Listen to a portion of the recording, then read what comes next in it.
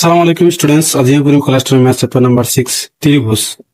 তো স্টুডেন্টস আমি উপপাদ্য 6.1 পঢ়িছো, 6.2 পঢ়িছো, অনুসৰণি 6.1 আৰু অনুসৰণি 6.2 সকলোবোৰ অংক কৰিছো। আজি আমি 6.3 ৰ উপপাদ্যটো পঢ়িম। তাৰ আগতে মানে তোমালোকক এটা বস্তু দেখাই দি আছো, চাবা কি কৈছে। ত্ৰিভুজৰ সদৃশতাৰ শৰ্ত এটো কি আছিল? আগৰ অনুচ্ছেদত আমি কৈছিলো যে দুটা ত্ৰিভুজ সদৃশ হ'ব যদিহে সিহঁতৰ অনুৰূপ কোণবিলাক সমান। সিহঁতৰ অনুৰূপ দুটা ত্ৰিভুজৰ অনুৰূপ কোণবিলাক কি সমান হ'ব লাগিব, আৰু সিহঁতৰ অনুৰূপ বাহুবোৰ একে অনুপাতত বা সমানুপাতত থাকে। যেনেকুৱা এ বি চি ডি, যেনেকুৱা এ বি চি আৰু ডি ই এফ এখন কি এইটো কৈছে ত্ৰিভুজ আৰু এইটো ত্ৰিভুজ, ইয়াৰ কি অনুৰূপ কোণবিলাক সমান আৰু সিহঁতৰ কি বাহুবিলাকৰ অনুপাত একেই আৰু সমানুপাতিক আছিল। ষ্টুডেন্টস তোমালোকে এইখিনি ভালকৈ পঢ়ি ল'বা। আমি এতিয়া 6.3 টো উপপাদ্য সলভ কৰিম, চাবা। তো ষ্টুডেন্টস এটা আছে কি 6.3 উপপাদ্য। তো চাবা কি কৈছে ইয়াত, যদি দুটা ত্ৰিভুজৰ অনুৰূপ কোণবিলাক সমান, কি কৈছে যে দুটা ত্ৰিভুজৰ অনুৰূপ কোণবিলাক সমান, তেন্তে সিহঁতৰ অনুৰূপ বাহুবিলাকৰ অনুপাত সমান বা সমানুপাতিক। তো সিহঁতৰ অনুৰূপ বাহুবিলাকৰ অনুপাত কি হ'ব? সমান বা সমানুপাতিক, আৰু সেয়ে ত্ৰিভুজ দুটা সদৃশ। তো চাবা ষ্টুডেন্টস এইটো এতিয়া আমি প্ৰমাণ কৰি তোমালোকক দেখুৱাম। তো ষ্টুডেন্টস এইটো আমি এতিয়া সমাধান কৰিম। আমি ত্ৰিভুজ দুটা আঁকিছো, এ বি চি ত্ৰিভুজ এটা, ডি ই এফ এটা ত্ৰিভুজ। তাহলে এটা আমি সমাধান কৰিম, চাবা। সমাধান আমি কি ধৰি লম যে লেট কি ধৰি লম যে ত্ৰিভুজ দুটা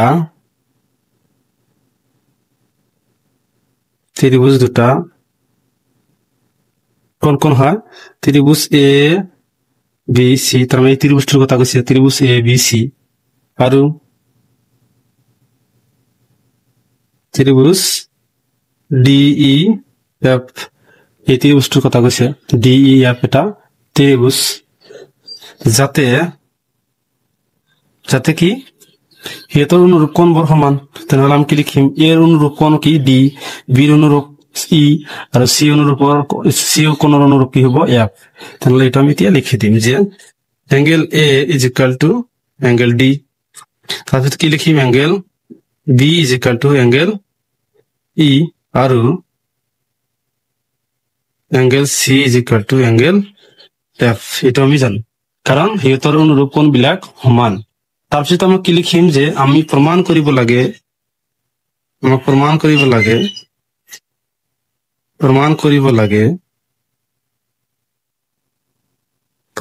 লাগে কি যিহেতৰ অনুৰূপ বাহুবোৰৰ অনুপাত একেই হ'ব লাগিব। কি লিখিম? এ বি ডিভাইড বাই ডি, মানে এ বি ইয়াৰ অনুপাত, এই বাহুৰ অনুপাত আৰু এই বাহুৰ অনুপাত কি লিখিব পাৰো। তাৰপিছত কি B C divide by E F, তাৰপিছত আমি কি A C divide by D F লিখিব পাৰো, যে A C divide by D F অনুপাতবোৰ আমি লিখিব পাৰো। তো অলপ আমি ইয়াত মানে অংকন কৰিব লাগিব। তো চাবা ষ্টুডেন্টস আমি অংকন কি লিখিম? অংকন লিখিম আমি এই ত্ৰিভুজটোৰ ওপৰত কি আমি এটা ৰেখা আঁকি টনি ল'ম। ৰেখাটো কি মানে এ বিৰ সমানকৈ ডি ইৰ ওপৰত এটা বিন্দু ল'ম। ইয়াত লৈ লোৱা, এইটো কি এ বিৰ সমানকৈ আমি ইয়াত এটা বিন্দু ল'ম। এই বিন্দুটোৰ নাম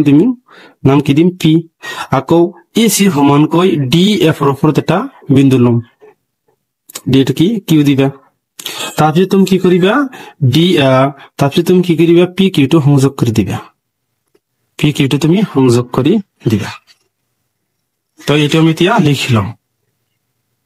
আমি কি লিখিম যে এ বিৰ সমানকৈ ডিৰ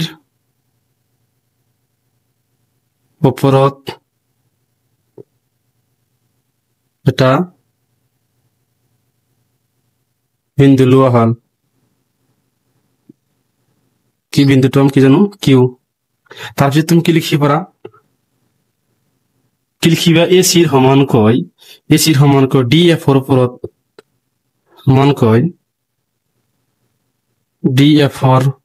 ওপৰত লিখি দিবা এইটো সেম বিন্দু লোৱা হল। এই বিন্দুটো কি ল'ম? কিউ। কিলম কিউ তাৰপিছত আমি কি লিখিম যে পি কিউ সংযোগ কৰা হল পি কিউ সংযোগ কৰা হল পি কিউ সংযোগ কৰা তাৰপিছত আমি কি লিখিম পি কিউ সংযোগ কৰা হল যাতে কি লিখিব পাৰো আমি এ বি সমান্তৰাল আমি কি লিখিম এ বিৰ সমান্তৰাল আমি কি জানো ডিপি এ বিৰ সমান্তৰাল আমি কি জানো ডিপি ইয়াত লিখি দিম A B is equal to DP আৰু এ সি সমান্তৰাল আমি কি লিখিম ডি কিউ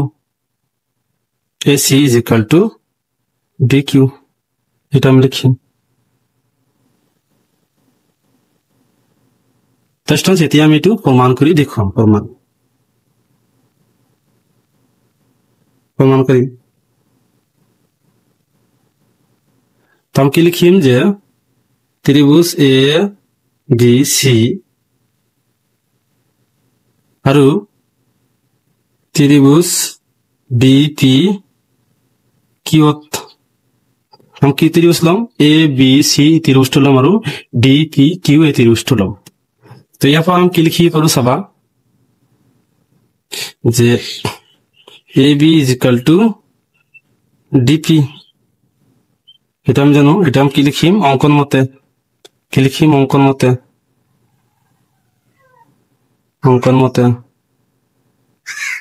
এটা আমি লিখি পাৰো তাৰপিছত আমি কি লিখি পাৰো angle A is equal to angle D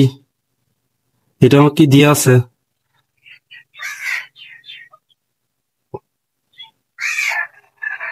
কি angle A is equal to angle D মানে ইয়াৰ অনুৰূপ কোণ বিলাক সমান এটা আৰু এটা কি সমান এটা লিখিছো তাৰপিছত আমি কি লিখিম A C is equal to D Q আমি কি লিখিম যে এ সি বাহু ইজ ইকুয়াল টু কি D Q is equal to কি লিখিম আমি ডি কিউ তার মানে A C is equal to D Q এটা আমি জানো এটা তুমি অঙ্কর মতে লিখে দিয়ে পারা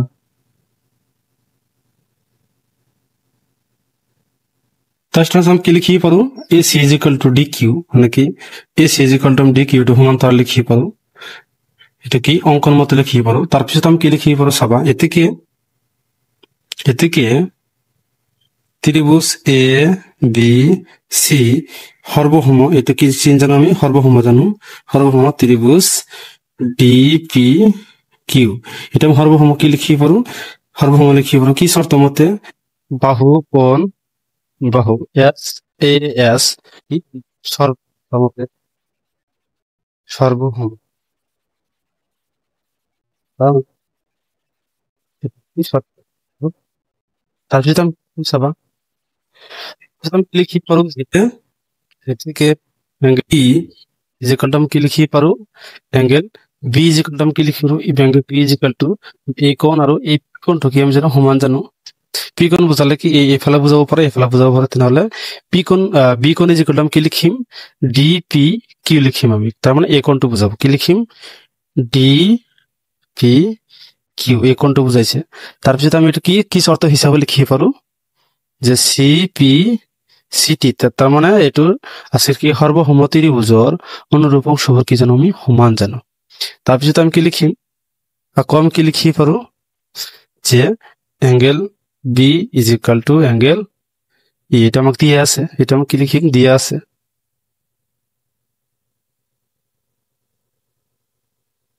এটা আমি কি লিখিম দিয়া আছে তার মানে এটো বি কোণ আৰু এই কোণটো কি আমি অনুৰূপ সমান জানো আকৌ বি কোণ ইজ ইকুয়াল টু এটা আমি সমান জানো তাৰপিছত আমি কি লিখিম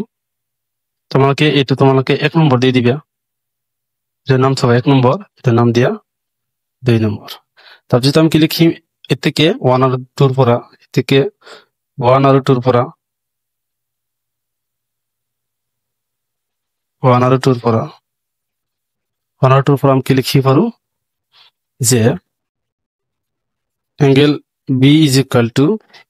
আমি এটো লিখি পাৰো আকৌ ই লিখি পাৰো angle E is equal to angle D P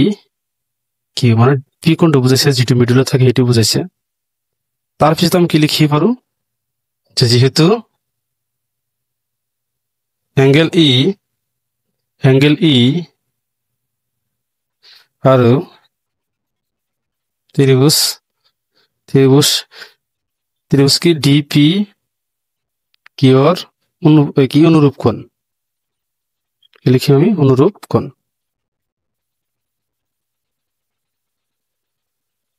কি লিখিম আমি এটা অনুরূপ কোণ তারপর আমি কি লিখিম যে থেকে পি কিউ সমান্তরাল আমি কি লিখিম ইএফ তার মানে পি কিউ এটা কার সমান্তরাল পি এফ এর সমান্তরাল এটা কি আমার এফ হয় এটা হবে কি F P Q R EF two কি আমার সমান্তরাল P Q R EF two সমান্তরাল হয় সমান্তরাল হলে আমি এটা কি লিখি পারো যে থেকে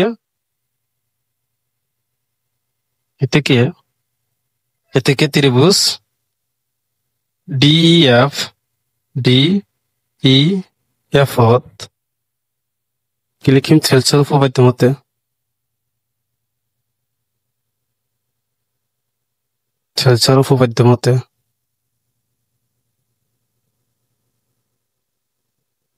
মতে কি লিখিম আমি অনুপাত বড় আমি একে লিখি পারো কি এই বাহুর সমান্তরাল হলে এই বাহুর অনুপাত আমি সমান লিখি পারো যে DP divide by P DQ divide by U F এটা আমি এনেকৈ লিখি পারো যে DP divide by P is equal to DQ divide by Q F এটা আমি লিখি পারো এইটো এতিয়া আমি কি কৰিম এতিয়া আমি এইটো প্ৰতিক্ৰম কৰি লিখিম যে হৰ টু লব লিখিম লব টু হৰ লিখিম ইয়াতো কি কৰিম হৰ টু লব লিখিম লব টু হৰ লিখিম সাবস্টিটিউট এইটো আমি এনেকৈ লিখি পাৰো P E divide by DP is equal to Q F divide by D Q এটা তুমি লিখি দিবা দুয়োফালে প্ৰতিক্ৰম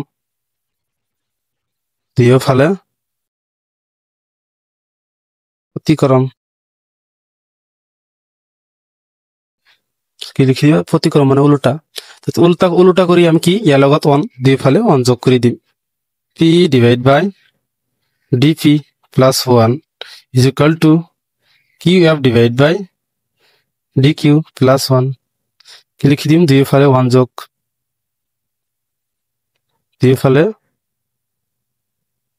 1 যোগ এটা লিখি দিবা যোগ কৰিলে কি হ'ব চাবা এইটো ইয়াৰ লগত পূৰণ কৰি ইয়াৰ লগত যোগ কৰি দিম পি প্লাস ডিপি এইটো পূৰণ কৰিলে কি হ'ব ডিপি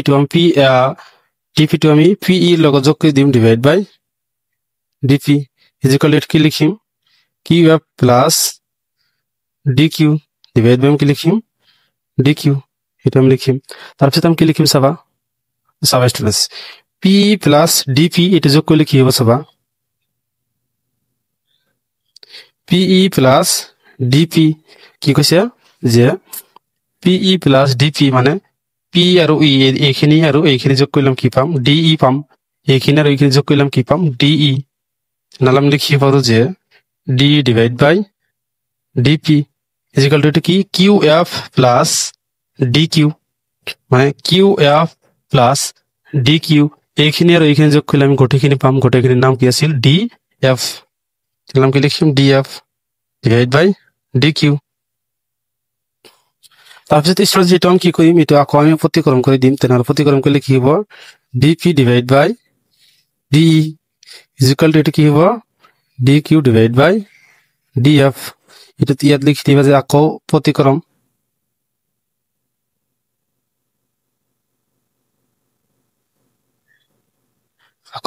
লিখিম এইটো আমি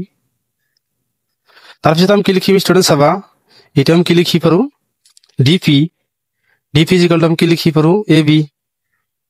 তাৰপিছত কি এইটো পি হ'ব এটা কেনেকৈ লিখি পাৰো তোমালোকক দেখুৱাই দি আছো D Q is equal to আমি কি লিখি পাৰো A C divide by D F এটা আমাক দিয়া আছে কি যে A B is equal to DP আৰু A C is equal to আমি কি লিখি পাৰো ডি কিউ এটা আমাক কি দিয়া আছে গিভেন দ্যাট জিটি হল মানে কি গিভেন দ্যাট মানে কি A B is equal to আমি কি লিখি পাৰো ডিপি আৰু A C is equal to আমি কি লিখি পাৰো ডি কিউ তো ডিপি ঠাইত আমি এ বি লিখিম আৰু ডি কিউ ঠাইত আমি এ সি লিখিম তো এইটো ইয়াত লিখিছো এটা আমাক দিয়া আছে তো স্টুডেন্টস ইয়াক তোমালোকে কি 3 নম্বৰ দি দিবা ইয়াক তোমালোকে 3 নম্বৰ দি দিয়া তাৰপিছত কি কৰিবা চাবা ষ্টুডেন্টস তো ষ্টুডেন্টস একেদৰে আমি কি লিখিম ত্ৰিভুজ এ বি সি আৰু ত্ৰিভুজ ডি ই এফৰ পৰা চাবা ষ্টুডেন্টস তো যেতিয়া আমি কি কৰিম এ বি সি এই ত্ৰিভুজটো ল'ম তাৰপিছত ডি ই এফ এই ত্ৰিভুজটো ল'ম তেনেহ'লে এইটো বাহুৰ আৰু এইটো বাহুৰ অনুপাত লিখিব পাৰো আৰু বি সি আৰু ই এফৰ এইটো অনুপাত লিখিব পাৰো চাবা তেনেহ'লে আমি কি লিখিব পাৰো যে A B divide by D E is equal to B C divide by E F এটা আমি লিখিব পাৰো ইয়াক তোমালোকে 4 নম্বৰ দি দিবা তো এতিয়া আমি কি লিখিম যে এতেকে 3 আৰু 4 ৰ পৰা 3 আৰু 4 ৰ পৰা আমি কি লিখিম চাবা students A B divide by D E is equal to কি জানো B C divide by E F তাৰপিছত আমি কি লিখিব পাৰো চাবা ষ্টুডেন্টস ইয়াত আমাক দি আছে তো এটা আমি কি লিখিব পাৰো যে A B divide by P E is equal to আমি কি লিখিব পাৰো A C divide by D F just তোমালোকে চাই ইয়াত মানে ভুল হৈছে অলপ ডি ই এটা আমি কি পি ই লিখিছো এটা কি হ'ব ডি ই হ'ব চাবা students A B divide by D E পাইছো is equal to A C divide by D F আকৌ ইয়াত আমি কি পাইছো ইয়াত আমি কি পাইছো A B divide by D E তেনেহ'লে এ বি ডিভাইড বাই দুটা আছে তেনেহ'লে আমি এইটো কেনেকৈ লিখিব পাৰো যে A B divide by D E is equal to আমি কি লিখিব পাৰো এইখিনি লিখিব পাৰো এইখিনি সমান B C divide by E F আকৌ এ বি সমান সমান কি আছে ইয়াত এ বি সমান আছে কি A C divide by D F এইটো আমি লিখিব পাৰো যে A C divide by D F এটা আমি পাইছো তো এইটো আমাক ওলাব কৈছিল যে ত্ৰিভুজ দুটাৰ কি অনুপাতবোৰ একেই হ'ব অনুপাতবোৰ একেই তেনেহ'লে ইয়াত তুমি প্ৰুফ লিখি দিব পাৰা ষ্টুডেন্টস ইয়ালে কি কৰিবলগীয়া আছিল ষ্টুডেন্টস ইয়াৰ নেক্সট ভিডিঅ'ত আমি 6.42 সমাধান কৰিম চাবা থ্যাংক ইউ ষ্টুডেন্টস